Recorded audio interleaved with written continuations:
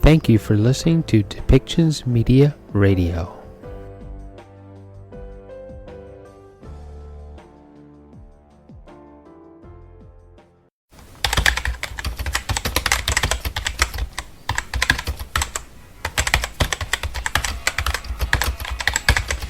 Welcome to Policy and Rights, the show about human rights and government policy.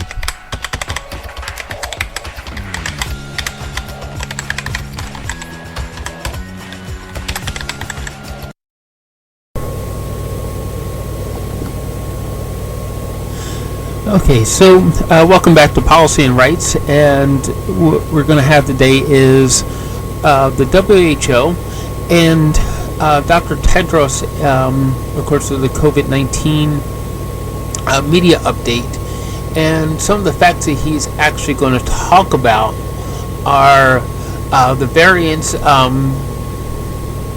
are currently winning the race, he says, because of the inequitable production and distribution of the vaccines, that and also the global economic recovery is also being threatened by these current variants. He has called for 10% of the people in all countries to be vaccinated by September. And he figures that by the end of the year, hopefully 40% will have received the vaccine, with about 70% of the people of the global population having received their vaccine by middle of 2022.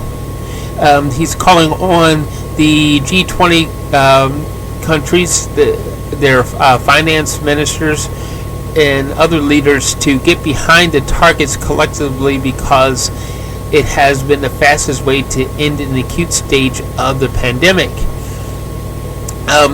And the IL-6 receptor blocker remains inaccessible and unaffordable for the majority of the world within the power of governments and manufacturers to change that going forward. He's urging a stronger use of the ACT accelerator and, of course, COVAX for the vaccines. Canada has promised a large 17 million dose donation of vaccine into COVAX to be distributed around the world. And we're also going to hear from Erin O'Toole, Conservative Party leader, as he addressed the Richmond Chamber of Commerce in Richmond, BC. So, again, welcome to Policy and Rights, and let's get started.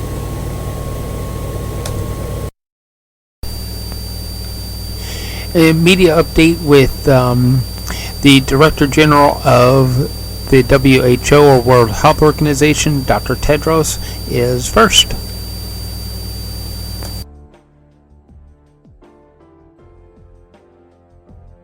Thank you for listening to Depictions Media Radio.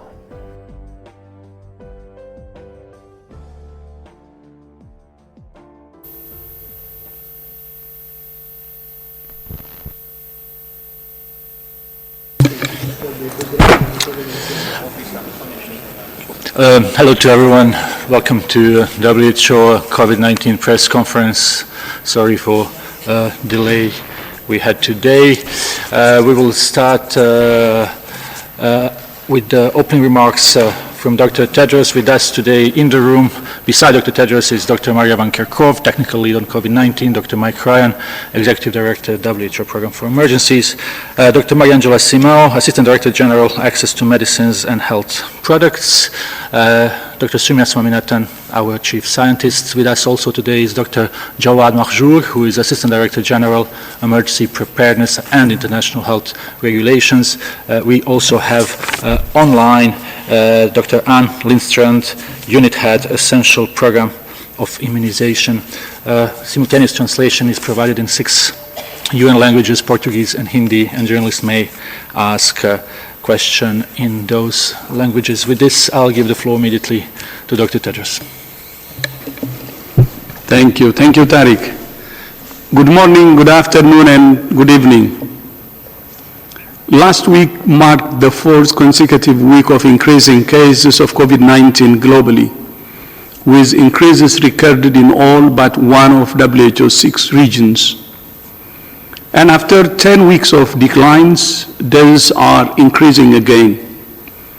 We continue to hear reports from all regions of the world about hospitals reaching capacity. The Delta variant is ripping around the world at a scorching pace, driving a new spike in cases and death. Not everywhere is taking the same hit though. We're in the midst of a growing two-track pandemic where the haves and have-nots within and between countries are increasingly divergent. In places with high vaccination coverage, Delta is spreading quickly, especially infecting unprotected and vulnerable people and steadily putting pressure back on health systems.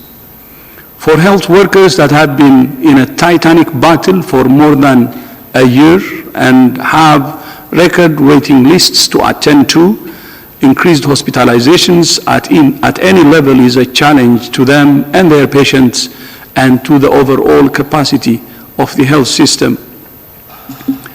As countries lift public health and social measures, they must consider the impact on health workers and health systems. In countries with low vaccine coverage, the situation is particularly bad. Delta and other highly transmissible variants are driving catastrophic waves of cases, which are translating into high numbers of hospitalizations and death. Even countries that successfully managed to ward off the early waves of the virus through public health measures alone are now in the midst of devastating outbreaks. Particularly in low-income countries, exhausted health workers are battling to save lives in the midst of shortages of personal protective equipment, oxygen, and treatments. Vaccines have never been the way out of this crisis on their own, but this current wave is demonstrating again just what a powerful tool they are to battle back against this virus. Delta is now in more than 104 countries, and we expect it to soon be the dominant COVID-19 strain circulating worldwide. The world is watching in real time as the COVID-19 virus continues to change and become more transmissible. My message today is that we are experiencing a worsening public health emergency that further threatens lives, livelihoods, and a sound global economic recovery. It is definitely worse in places that have very few vaccines, but the pandemic is not over anywhere. The current collective strategy reminds me of a firefighting team taking on a forest blaze. Hosing down part of it might reduce the flames in one area, but while it's smoldering anywhere, sparks will eventually travel and grow again into a roaring furnace. The world should battle together to put out this pandemic inferno everywhere. The global gap in vaccine supply is hugely uneven and inequitable. Some countries and regions are actually ordering millions of booster doses before other countries have had supplies to vaccinate their health workers and most vulnerable. I ask you, who would put firefighters on the front line without protection? Who are most the vulnerable to the flames of this pandemic? The health workers on the front lines, older persons, and the vulnerable. We're making conscious choices right now not to protect those most in need, our own firefighters. Currently, data shows us that vaccination offers long-lasting immunity against severe and deadly COVID-19. The priority now must be to vaccinate those who have received no doses and protection. Instead of Moderna and Pfizer prioritizing the supply of vaccines as boosters to countries whose populations have relatively high coverage, we need them to go all out to channel supply to COVAX, the Africa Vaccine Acquisition Task Team, and low and middle income countries which have very low vaccine coverage. Over the weekend, the G20 finance ministers recognized the importance of funding the ACT Accelerator so that the world can ensure tests, treatments, and vaccines are distributed equitably, and I hope this translates quickly to filling the $16 billion funding gap. Tens of millions of vaccine dose donations are starting to come through, but we need more, and we need them faster.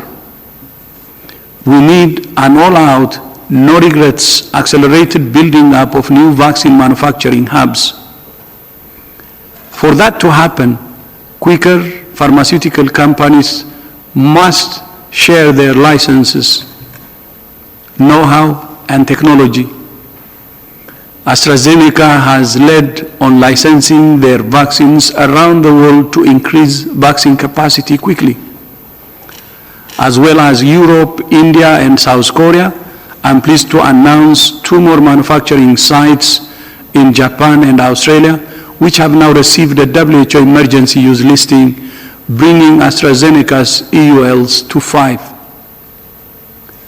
This gives the green light for COVAX to buy vaccines from these additional facilities and enables countries to expedite their own regulatory approval to import and roll out vaccines.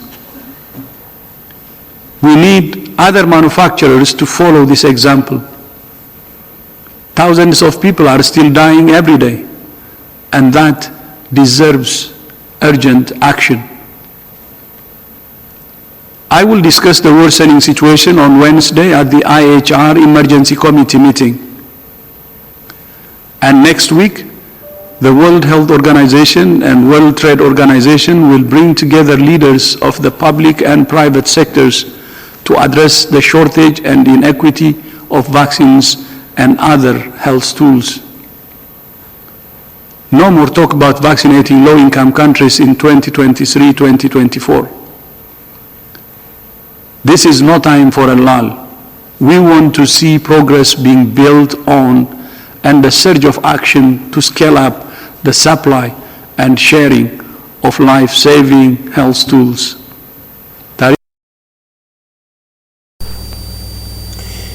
Canada is promising COVAX over 17 million doses of vaccine to be distributed around the world. So let's listen to that segment with Canada ministers and UNICEF.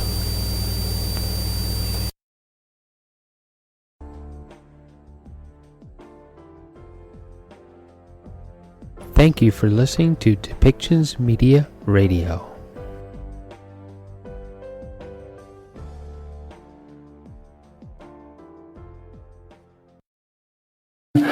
La ministre du Développement international, la ministre Karina Gould. On a un invité spécial ce matin, M. David Morley, président et chef de la direction d'UNICEF Canada. Bienvenue, M. Morley. Good morning, everyone. Welcome to this press conference on Canada's global vaccination effort. We have Minister of Public Services and Procurement, Minister Hanan, joining us from Oakville. We have Karina Gould, Minister of International Development, and we have our VIP guest this morning, David Morley, President and CEO of UNICEF Canada. We will start with Minister Hanan in Oakville and then come back here in Ottawa. Minister Hanan, the floor is yours. Thank you so much, and good morning. In order to ensure that Canadians emerge on the other side of this pandemic, the Government of Canada secured a large and diverse portfolio of COVID-19 vaccines from leading manufacturers. Dès le départ, nous avons... From the very beginning, we worked with our providers in order to stabilize and speed up the delivery of approved vaccines to Canada. That is how we have been able to continually exceed our delivery targets. Our contracts were the foundation of our work, and since signing them last summer, we have continued to negotiate hard at every turn, pressing for earlier and earlier deliveries. Between December and the end of March, we brought in a total of 9.5 million doses, surpassing the initial target of 6 million by the end of the first quarter. We had projected reaching a total of between 48 and 50 million vaccines by the end of the second quarter. Canada surpassed that target too, with more than 50 million doses in the country to close out the month of June. And as we continue to bring in millions more mRNA vaccines each and every week, Canada is on track to hit a total of more than 68 million doses by the end of July. Notre gouvernement s'est assuré. Our government has ensured that we will have a healthy reserve of vaccines to ensure that Canadians will be able to access COVID-19 vaccines as quickly as possible. Par conséquent, et grâce As a result, and thanks to the participation of Canadians in the vaccination campaign, Canada remained at the head of G20 and G7 countries for several weeks in regard to the proportion of the population that had received at least one dose. In addition, the percentage of our eligible population, which is entirely vaccinated, is continuing to increase by more than 1 percentage point per day. And in combination with Canadians stepping up to get vaccinated, Team Canada has remained steady for many weeks at the top of the G20 and G7 for the share of the population with at least one dose of vaccine. We also continue to add more than a percentage point of fully vaccinated eligible Canadians every day. Last week, we led the world in the number of vaccinations performed, covering 9% of Canadians.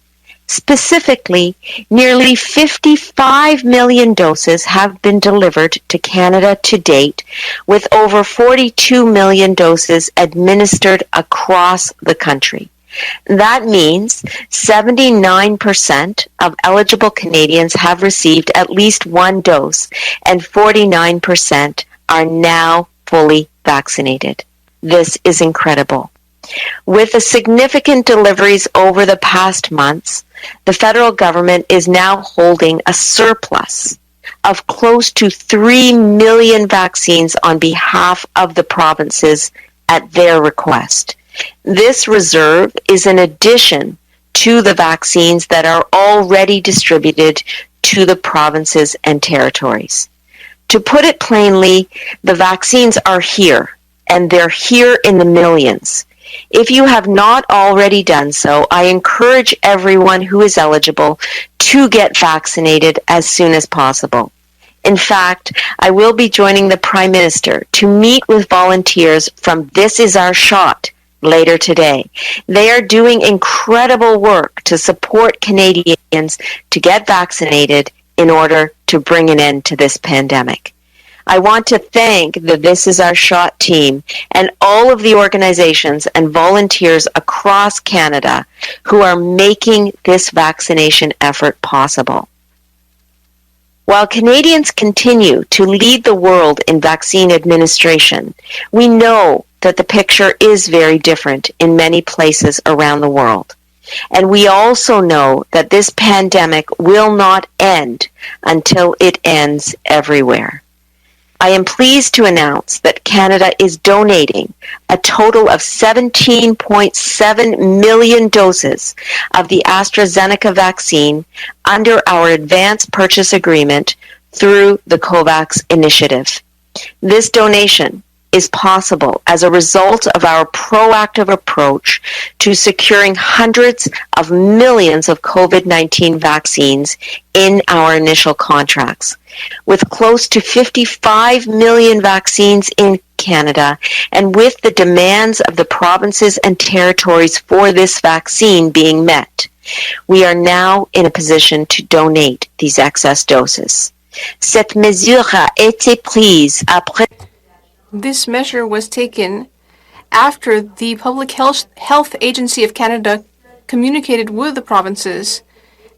It was only taken once it was determined that the AstraZeneca vaccine doses that remained under our purchase agreement were considered as excess doses. As we have committed from the outset, we are donating millions of vaccines to help to meet international needs for the most sought-after commodity in the world. Pendant que le Canada, as Canada continues emerging from lockdown, and as we can finally return to some of the things that we've missed so greatly over the last 16 months, we will continue to do our part to ensure that we finally beat COVID, both here in Canada and abroad. Thank you. Miigwech. Merci beaucoup. And now Karina Gould, our Minister of International Development, will say a few words. Karina, over to you. Great. Thank you so much, Anita. And I would like to take a moment just to recognize your tremendous efforts in the vaccination campaign here in Canada, and also to note the incredible announcement that you just made as well. From coast to coast to coast, people living in Canada are rolling up their sleeves and getting their second dose. I got my second shot a couple of weeks ago. Together, we are taking steps towards returning to a more normal life. One where we can hug friends and family and get back to the people, places, and things that we care about. I am so very grateful to the incredible healthcare workers who are working tirelessly to make this all possible. But as my colleague Minister Anand mentioned, around the world, most people don't have access to effective COVID-19 vaccines like we do here in Canada. This is a global crisis that has increased inequalities and reversed development gains. And we have seen how quickly the variants can mutate as they blaze through unprotected populations. That's why Canada has supported the global effort to beat the pandemic from the very beginning. To date, Canada has mobilized more than $2.5 billion in international assistance in response to the COVID-19 pandemic. But there is more that we can do together. With gratitude for our good fortune, we can reach out, give back, and help others get their vaccine too. And that's why we're here today. As Minister Anand said, Canada will be sharing an additional 17.7 million doses with COVAX, which brings our total donations to over 30 million, making Canada a leader in donations per capita. À ce jour, le Canada a mobilisé plus de 2,5. To date, Canada has mobilized more than $2.5 billion in international assistance in response to the COVID-19 pandemic, but there is more we can do together. With gratitude for our good fortune, we can reach out, give back, and help others get their vaccine too. That's why we're here today. As Minister Anand said, Canada will share 17.7 additional doses with COVAX, which will bring the number of vaccine donations to more than 30 million doses, which makes Canada a leader when it comes to doses per population. Just get the vaccines to countries. We need to make sure that the doses end up in arms. This is why the Government of Canada is teaming up with UNICEF Canada to launch the Give a Vax Matching Fund. For every dollar that Canadians give to the Give a Vax Matching Fund, our government will match it. Your donation to UNICEF Canada will help frontline workers and vulnerable communities in developing countries access life-saving vaccines.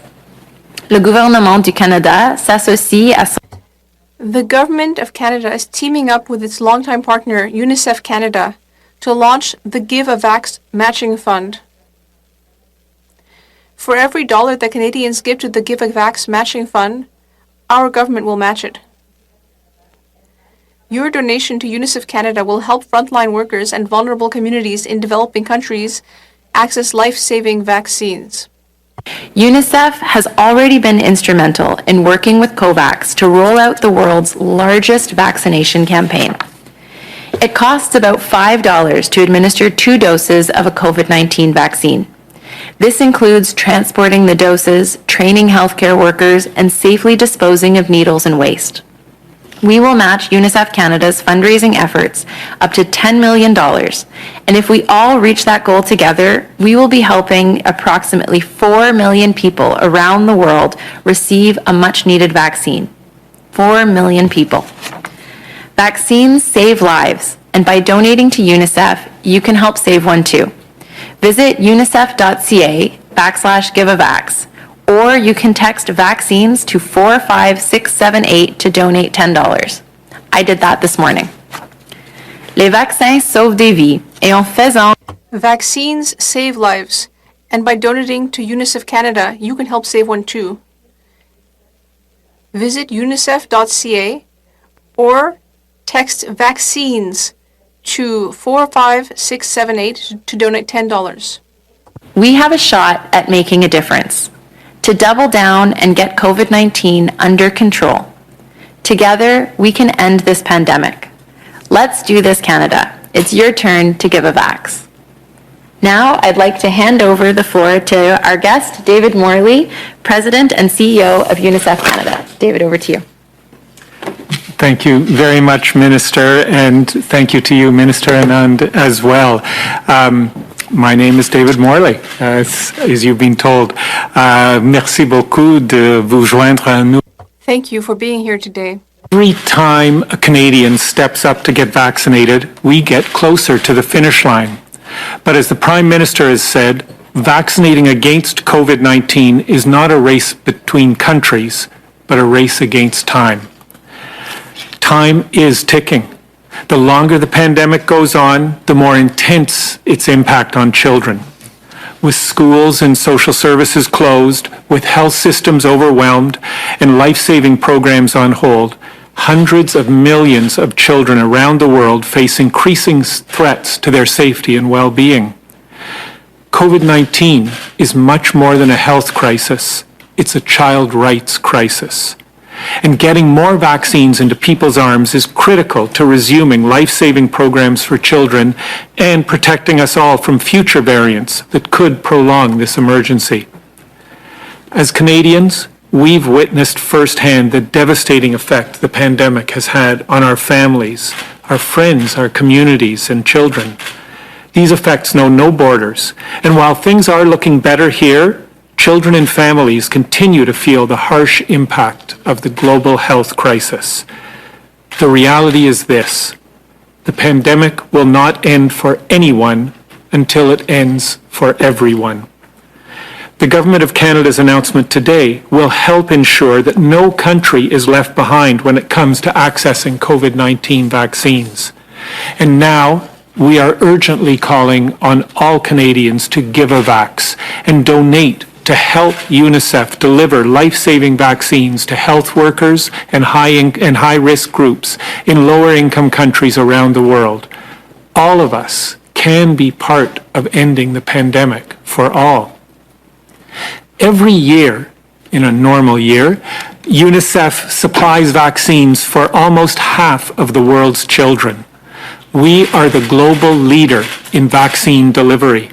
And that's why UNICEF has been tasked with procuring 2 billion doses before the end of the year and delivering them to some of the world's hardest to reach places. Vaccines will help protect essential workers on the front lines and other high-risk groups, including health workers in 92 low and lower middle-income countries. There are people like Alice Kafwa, who was one of the first frontline health workers to get vaccinated in Malawi. Upon receiving her first COVID-19 vaccination, she said, "This is very emotional for me. The vaccine reduces the risk of contracting the coronavirus for me and for other frontline workers. Finally, there's hope for us, our communities, and all of Malawi." UNICEF has undertaken this ambitious mission, and we cannot do it alone. We are urgently calling on fully vaccinated Canadians to step up again and pay it forward by donating to the Give a Vax campaign.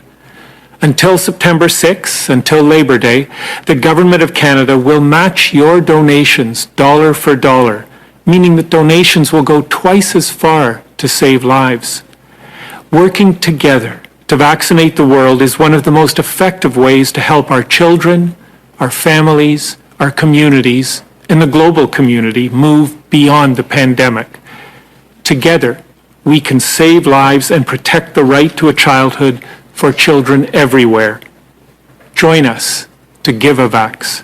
Please donate today at unicef.ca. Thank you. The final segment is with Aaron O'Toole and Richmond, BC.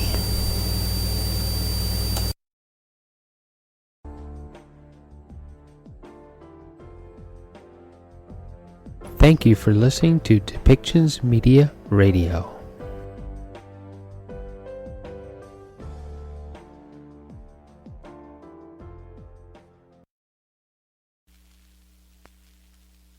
Chamber partners throughout the year, presenting sponsor Kwantlen Polytechnic University, Scotiabank, the Vancouver Airport Authority, the Vancouver Fraser Port Authority, WorkSafe BC, PLLR Lawyers, and the Chambers of Commerce Group Insurance Plan. We do have a number of elected officials here with us today, so I do want to recognize Alice Wong, Member of Parliament for Richmond Centre, Kenny Chu, Member of Parliament for Richmond East Steveston. Steveston, Richmond East. I was going to get that right. There we go. His Worship, Mayor Malcolm Brody. City of Richmond Councillor Alexa Liu. And I also note Alexa is our ex officio on the Richmond Chamber representing the city, so thank you for that, Alexa. And also Councillor Bill McNulty. I also do want to recognize again our chair, Carolyn Robertson, chair of the Chamber of Commerce, as well as Executive at Large Connor Williams.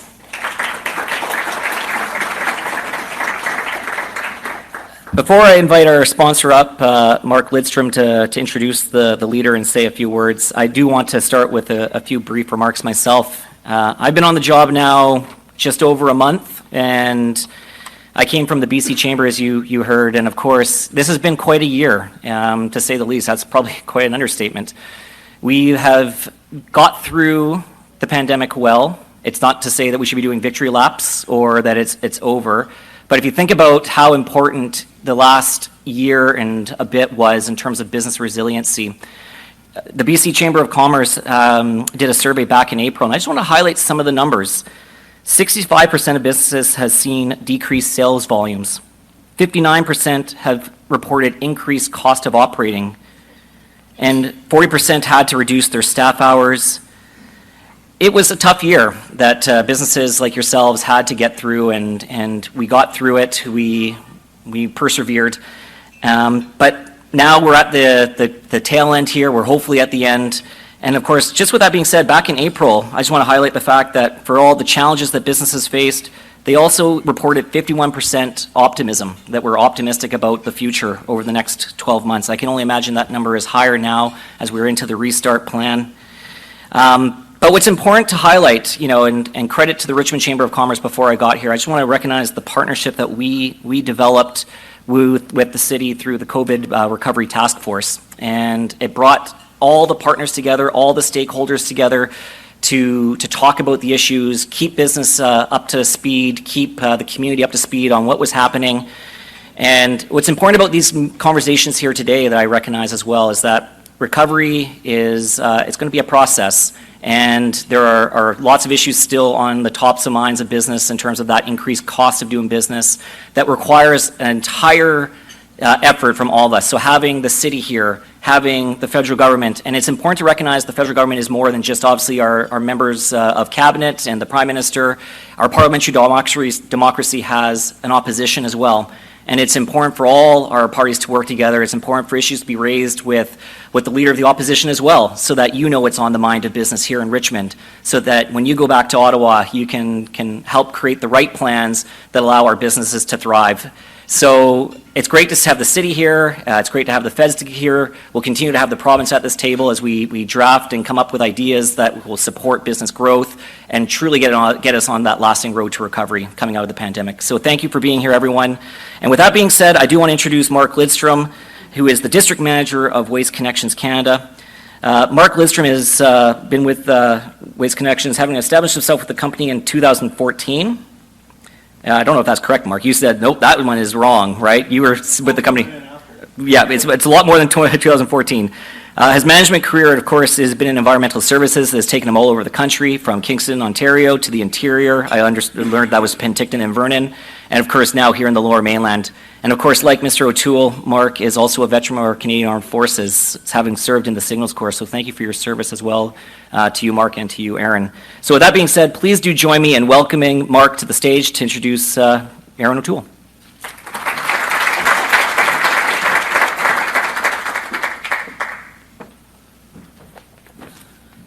Good afternoon, everyone. That was supposed to be my job. So yes, I've been with the company for 24 years, so a little longer than 14, but that's okay. I am the district manager for Waste Connections for both Vancouver and Abbotsford, and we're pleased to be here today. We're honored to be the title sponsor for this event. We are a waste hauling company, non-hazardous waste. We operate in 5 provinces and 43 states. We operate collection, processing, and disposal services throughout Canada and the U.S. Waste Connections has done a lot of investing in clean energy. We have the largest CNG fleet in Canada right here in the Lower Mainland with our Surrey contract. We also are starting to run electric trucks in the United States and in Alberta, which is very promising going forward. At Waste Connections, we have one slogan we all live by. Our banner is here, and it starts with one. And what does that mean? Well, it means one employee, one vision, one conversation, one relationship. Waste Connections values our relationship with the Richmond Chamber of Commerce. The Chamber has always promoted development of cohesive communities with the goal of promoting a world-class environment in which we live, work, play, and do business. We would also like to thank Mr. Dan Baxter for the many years of collaboration with our company. Before I start with my last part of Mr. O'Toole, it's funny, we just had a quick chat that we were in the same military base in the same year. I'm sure it was 1991. So that's a lot of good information there. First for his service in the military and his work with through Patriot Love Foundation. As a former military member myself, I think we can both agree we can never put too much support for our veterans and their families. Mr. O'Toole's dedication to family and service to others is commendable and is recognized within our organization. One of my favorite quotes is, Aaron was not raised to be a politician, but always a leader. And my favorite quote for leadership, and Table 1 here knows how dedicated I am to leadership, is leadership is neither a rank nor a title, it's a choice. The choice to provide care and protection for those whom we are responsible for. It is my honor to introduce the leader of the official opposition, the Honorable Aaron O'Toole.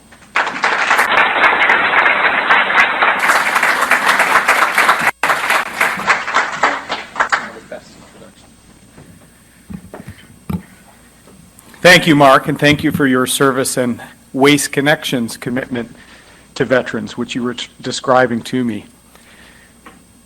It is so good to be in a room with people again. It's so good to be in British Columbia again. Because when I was 13, I took the train from Toronto to Vancouver with my grandfather, a World War II veteran, to attend Expo 86. And that's when my love affair with British Columbia truly began. Now, 5 years later, I was back in Chilliwack at boot camp. Military boot camp wasn't as fun as Expo 86. You started with a haircut, back when I could get those. But I started a career of serving alongside exceptional men and women from all parts of this country, and that all started for me in Chilliwack and later some training in Comox on the island as well. But my most incredible memories in British Columbia as a kid from the suburbs of Toronto was in 2010 when I came out for the Vancouver Olympics. And while my wife Rebecca was working long and tiring hours in the International Broadcasting Center downtown, I was the lucky husband to go to many events and to explore the incredible way British Columbia hosted the world, including watching speed skating in the majestic Richmond Olympic Oval. Well done, Richmond. You made the world recognize Canada as our Pacific gateway here in British Columbia. You made Canadians proud. And British Columbia continues to be an important part of the heart of our economic future. I love BC, and it's so good for me to be here for the first time as leader of the official opposition, as we're beginning to emerge from a very difficult year for our country, and Dan alluded to that. I'm also proud to be joined by two exceptional members of my team, my good friend who I served in cabinet with, the Honorable Alice Wong, and my good friend Kenny Chiu as well, just two of our hardworking, dedicated Conservative members of Parliament from BC. Because as was said, leadership is a choice, and being part of a team and contributing to that team is a choice as well. And I'm also happy to be the first in-person guest that the Chamber has had in some time. It's another sign that there's hope on the horizon after many challenges this year. And this year has been particularly hard on our seniors, on our families, and on small businesses. And friends, Canada used to be a leader. We used to be champions. But increasingly under Mr. Trudeau, we've become a laggard. Late at the border, both at the first wave of the pandemic and later with the variants. Late on rapid tests, late on vaccines. A century ago this year, Canadian innovation, Canadian medicine gave insulin to the world, saving millions. But this year, in amidst a crisis, we had to rely on others for our vaccines. So from vaccines to investment to declining trade to high unemployment, under the Trudeau Liberals, we're falling further and further behind. The people of Richmond, the people of Canada deserve better. We need to see the return of Canadian optimism, Canadian ingenuity. We need to see the return of Canadian leadership, because the very future of Canada is at stake. Our country is at a crossroads, and soon, maybe very soon, Canadians will have to choose which path we want to take. One path with more debt, more small business bankruptcies, more job losses, and increasingly approach that pits region against region, sector against sector, and even in some cases, Canadian against Canadian. It's an approach that always seems to tear down the country. This is the path of more of the same of Mr. Trudeau, but also the NDP and the Greens. Or there is a different path, one being offered by the Conservative Party of Canada, a path that will deliver us to a Canada where those who've struggled most through the pandemic can get back to work, a path that will help communities and help bring people together, a path to build up the country, not to tear it down. This spring, I introduced Canada's Recovery Plan, a 5-point plan to secure our future after COVID. Canada's Conservatives will enact a jobs plan to create 1 million jobs in 1 year. We will rebuild the main streets in Richmond and across the country by assisting those struggling small businesses. 51% of them still have hope, right, Dan? We can provide incentives for people to rebuild, invest in struggling businesses, or even start new ones if there's vacancies. We will also tackle housing affordability. because many Canadians, especially families here in Richmond, some young families are being forced to give up on the dream of home ownership. So the federal government, working with all levels of government, working to build more homes, is one of the key long-term sustainable solutions to making housing more affordable. The second pillar of our plan will enact a new anti-corruption law to restore accountability and trust in Ottawa. From the multiple ethic breaches from the Prime Minister himself, you know, the latest report was called Trudeau 3. They have to number the reports on the number of times our Prime Minister breaks the law. To cover-ups of sexual misconduct allegation in the military, cover-ups orchestrated or perpetuated by Mr. Trudeau, his office, and Minister Sajjan. And as a veteran, I've been profoundly disappointed in his lack of leadership. And therefore, Canadians are beginning to lose trust, not just in politicians. There's never been a ton of trust at times for politicians, but in our institutions, like the military, like the RCMP, important parts of our national fabric. We have to restore that trust. Our third pillar, the pandemic has deepened Canada's ongoing mental health challenges. And this is seen firsthand, particularly with the ongoing opioid crisis. Nearly 500 people have died from opioid overdoses in BC in this first quarter. For too many families, it's the pandemic of tears amid the COVID pandemic. I know how important these issues are for Richmond, and there's a way for us to work together to make progress. And there are signs of hope that we must build on. The new Foundry British Columbia app has helped connect youth in Richmond to mental health and addiction support. We need to create and support more solutions for mental wellness so that those battling depression, addiction, and their families trying to care for them know where to turn. Conservatives will introduce a Canada Mental Health Action Plan after the pandemic to boost funding partnerships not just with the provinces, but with nonprofit groups on the ground, tackling challenges in communities with respect to mental wellness. And we will create a nationwide 3-digit suicide prevention hotline so that consistent help is available everywhere in Canada and that we offer hope to our fellow citizens. I'm really glad to see the City of Richmond endorse this initiative, and thank you, Mayor, and thank you, Councillor Liu, for your leadership championing mental health. For the fourth and fifth pillars of our plan, we will ensure that we build security and capacity in this country, that make sure Canada's never again unprepared for a crisis. We will also try and tackle the immense spending and deficit, the $500 billion being put on the shoulders of our children and grandchildren. And John, we will also tackle Justin Trudeau's runaway inflation, which is making the cost of living further and further, particularly for our seniors. So you can see we are the only party that has offered a recovery plan. Leadership is about a choice to have a plan for a brighter people, for those you care for and live with. And as a military veteran and a former leader who worked on things in the private sector, including trade in the private sector, I want to restore our reputation on the world stage as well.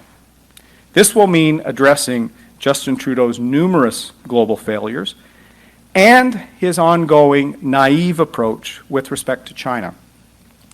As I've said many times, Canada must open its eyes to trade opportunities around the world, particularly with developed democratic economies. And we need to be clear-eyed realists with countries like Communist China. Canada's Conservatives will continue to call on the Liberals to expand eligibility criteria and develop new pathways so more Hong Kongers can come to Canada. Members of my own family just returned to Canada from Hong Kong last month. There are hundreds of thousands of Canadian citizens there, and I've personally visited the Sai Wan Cemetery in Hong Kong to see the graves of brave Canadian soldiers who defended Hong Kong during the Second World War. At the same time, we have to be crystal clear that our criticism is with the Chinese Communist regime, not with the Chinese people or the country of China itself. And this is a very important point for me as a political leader to make. China is an ancient country with a rich history and inspiring art, culture, and traditions. Canadians with Chinese heritage or those who've immigrated recently from China should be very proud of these traditions. Our shadow minister of Foreign Affairs, Michael Chong, is very proud of his heritage of his father who came to Canada from Hong Kong after Canadian soldiers sacrificed to defend it when he was a young boy. So when myself, Michael Chong, or any of our colleagues challenge the actions of the communist regime in Beijing, it relates to profound concerns with the political ideology of communism and its role in the erosion of rights, liberty, and dignity. Our concerns are with ideology and actions, not with people or with geography. Since COVID-19 began, there has been a dramatic rise in appalling incidents of anti-Asian racism and hate crimes, particularly here in the Lower Mainland. Those incidents go against everything we stand for as Canadians, and Conservatives will help lead efforts to fight it. Alice Wong, Kenny Chiu, and Nellie Shin, 3 of our MPs in the Lower Mainland, are leading the fight to stamp out such acts and attitudes. We will also make Indigenous reconciliation central to our leadership as a government. The trauma and emotion that has gripped our country following the confirmation of graves in Kamloops and at other former residential sites means we must act on the calls to action from the Truth and Reconciliation Commission. I will partner with Indigenous communities to act and to make progress together. In fact, we can look to a great symbol of the Musqueam First Nation for inspiration. The Musqueam spindle whorl is an iconic work of Indigenous art that comes from the great weaving tradition of the Coast Salish peoples. Visitors to BC, including this morning for me, can see this when they're welcomed by Musqueam artist Susan Point's magnificent spindle whorl named Flight. That's at the airport. A spindle whorl was used to weave and bind together individual fibers into a strong, single strand of wool. As Canadians, we need to harness our emotions, our frustrations, and bind together with our First Nation partners to heal, educate, and grow as a country. Out of the strands of many tears can come a singular and resolute commitment to reconciliation. Our Canada Recovery Plan can get people working again after COVID-19 and tackle some of the inequalities we need to address. The decisions we take in the next few years will define Canada for this generation and for the next. Canada cannot afford more of the same from the Trudeau government and the NDP, Bloc, and Greens who have propped them up at every stage. As we recover from COVID-19, it's time to be champions again. Champions for unity, for excellence, for prosperity. It's time to build Canada up and not tear it down. It is time for real action and not more empty words and scandals from Justin Trudeau. The Conservative Recovery Plan will get the economy back on track in Richmond and across Canada. Together, we will secure our future. Thank you for listening today, and thank you for supporting us with our sponsors. Please go to depictions.media for more information and click on our contact link and let us know how we can help bring your story and help bring us to a better world.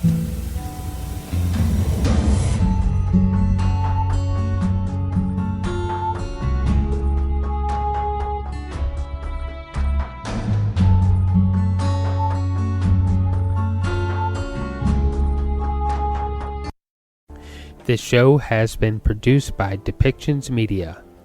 Please contact us at depictions.media for more information.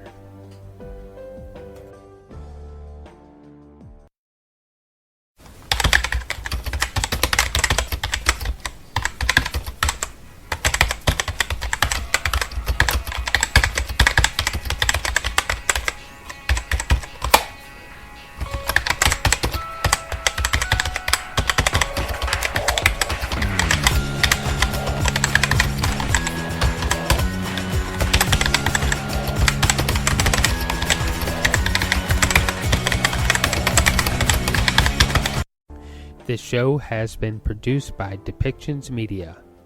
Please contact us at depictions.media for more information.